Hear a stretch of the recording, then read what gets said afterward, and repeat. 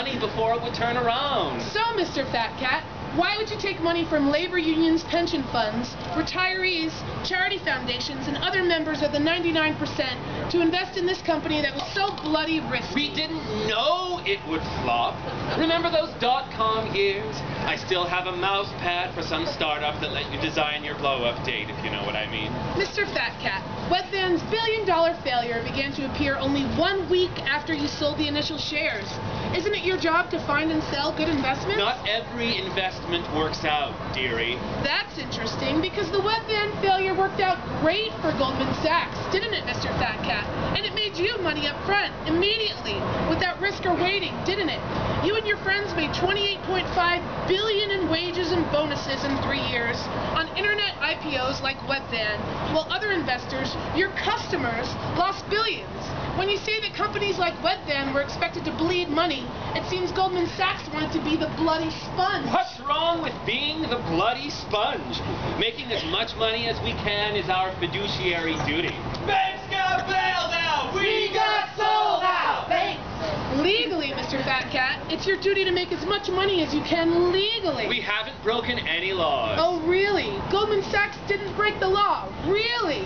Isn't it true that you paid a $40 million settlement for your sins of manipulating the market during the .com bubble in a scam called laddering? That sounds like you broke the law and got away with it for a measly fine. Oh, that. Don't get the wrong idea about that payoff. People panicked and the public pointed its finger at us, so we signed a check. That's all. Remember, we were paying about $7 billion a year just in bonuses and wages back then. I know you little people couldn't possibly understand, but $40 million is like paying for the express lane on the freeway to us. Another express lane cost Goldman Sachs $110 million for bribing a company's CEOs, didn't it, Mr. Fat Cat?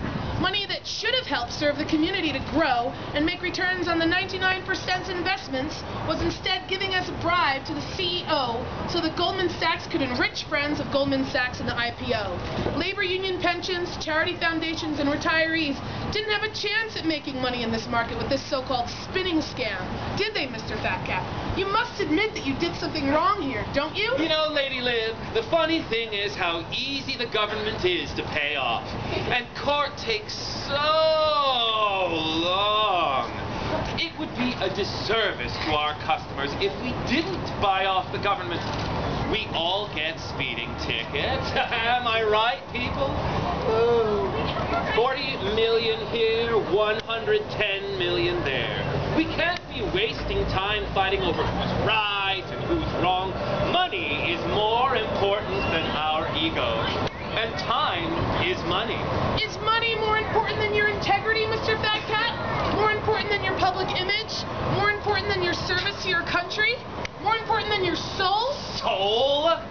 Integrity? This is capitalism, Mrs. Liberty. The United States is a democratic republic, sir, and you're in the people's court. Maximizing integrity and soul might be your job, but maximizing profits is mine.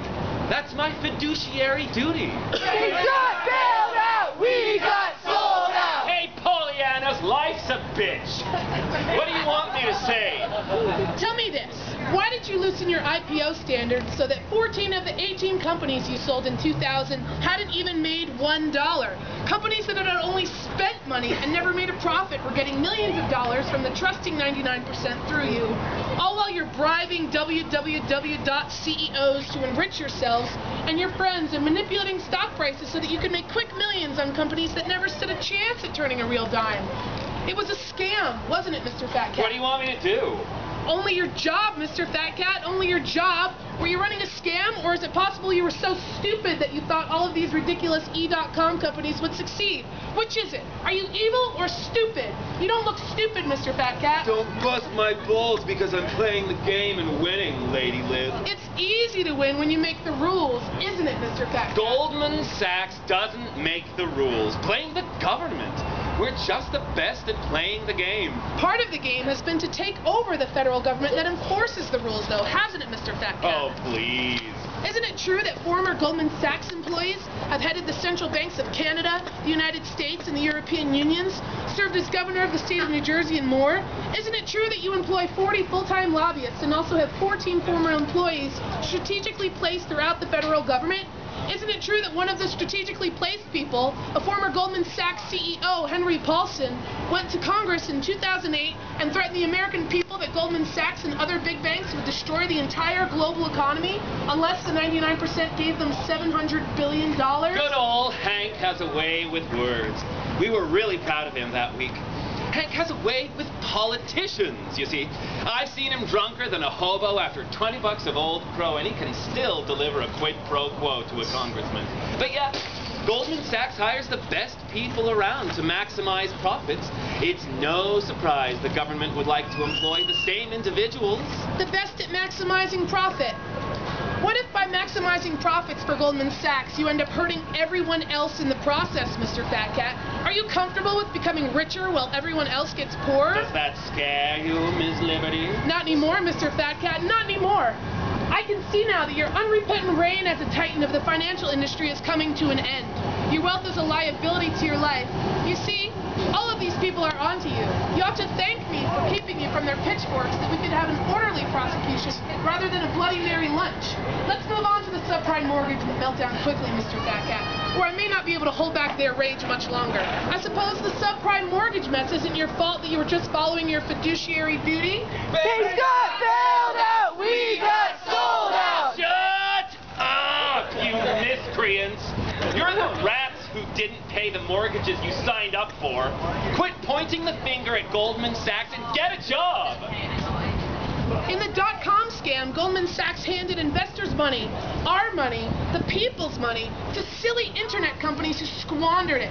While we got screwed, Goldman Sachs got rich. Isn't that basically what happened when Goldman Sachs sold mortgage-backed securities packed with subprime mortgages that sometimes went to crackheads and deadbeats? I don't see any connection. Smaller companies in Goldman Sachs' orbit were actually selling the mortgages to home buyers, some of whom had no way of paying back the loans they received. But it was Goldman Sachs' job to gussy up that debt, make it look pretty, and sell it to some poor sucker at a pension fund who had no idea he just lent $500,000 to a crackhead in Pioneer Park. That's basically it, isn't it? Don't blame me. It was the government who made it legal to lend to these deadbeats.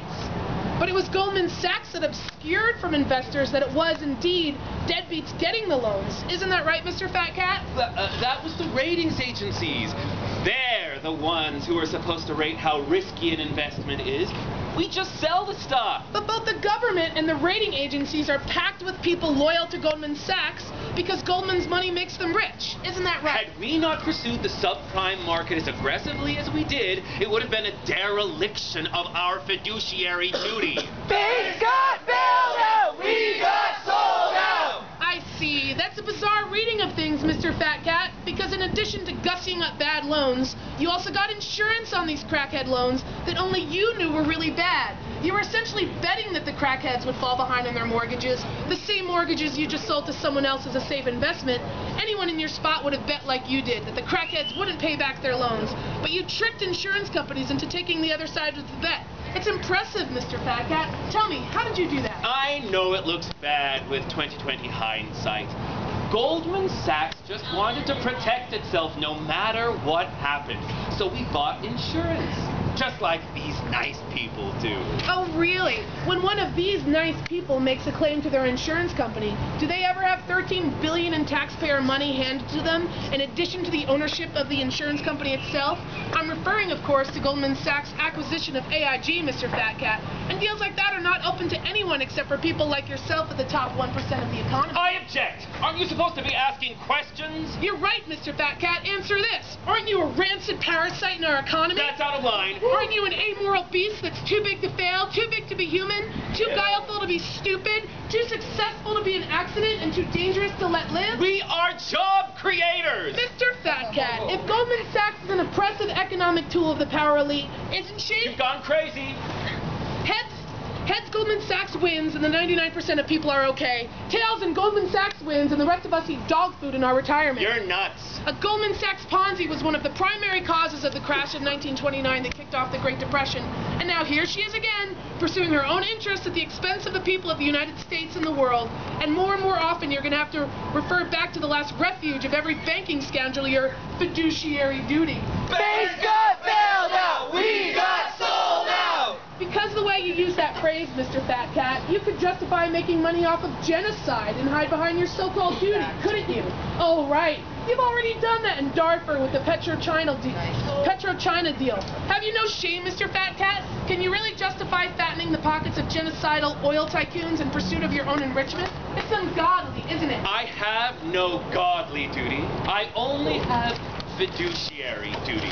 Banks got bailed out. We got sold out. Enough of that already. I'm just a scapegoat. A scapegoat for whom, Mr. Fat Cat? If dwindling employment, access to health care, access to housing, and in some cases dropping life expectancies is not connected to the recent boom and bust economic cycle that you both created and benefited from, who is really to blame? You already own the government and every other entity intended to check and balance your power, so who could possibly be to blame? Don't you see?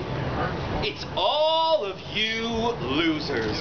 I can't help it if every time we request something of Congress, we basically get our way. It's not even hard anymore because you people are hardly even fighting back. You imbecilic idiots want government to work for you? Then you gotta be in their face, see? You gotta wake them up in the middle of the night the way I do because your idea is too important to wait. You gotta understand that they're human too, and sending them on a nice vacation is a good way to get a few minutes of their attention. Buy them some drinks, maybe a car. You gotta play the game. I don't see why you don't all pull your money together to buy Congress back. I have no duty to be fair. I only have a duty to make the most money possible. I only have fiduciary duty. Banks got bailed out. We got sold I out. want to know how we can walk into Congress, demand $700 billion, then come back a couple years later and lie to half a dozen senators, then go home free, rich men. Self-respect. Oh, is that all? You people don't have any self-respect. It's taken you this long to resist the bank bailouts. You don't stand a chance against us. Don't you see? It's the end game. We've already won. You and your 99% nonsense. The 99% can clean my toilets with your tongues. Even if you pulled all your money together to buy back Congress, we could still outspend you. You might scapegoat a few of us, but your precious American dream and democracy are dead. And unless I find a way of making myself rich in the process, I ain't helping you bring them back. That's enough, Fat Cat. I can't take any more of your twisted ranting today. As for you, Lady Liberty, you watch that lip of yours, or you'll be in the ground with the American dream and American democracy. If these people keep it up, your demise might become my fiduciary duty. Banks got